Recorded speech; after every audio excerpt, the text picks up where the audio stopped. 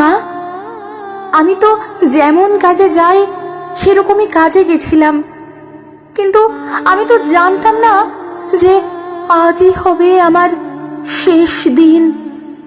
আমি তো আমার জুনিয়রদের সাথে একসাথে কত গল্প করতে করতে তোমার হাতে বানানো টিফিনটা খাচ্ছিলাম। তখনও যদি একটু বুঝতে পারতাম। রাত অনেকটা হয়ে যায়। আমি ওয়ার্ডে তখন একা। ওরা আমার সাথে, ছি মা, আমার খুব কষ্ট হচ্ছিল জানো তো।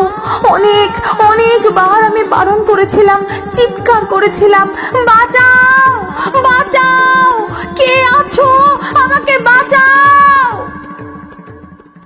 কিন্তু কেউ আমার চিৎকার, আমার আর্তনাদ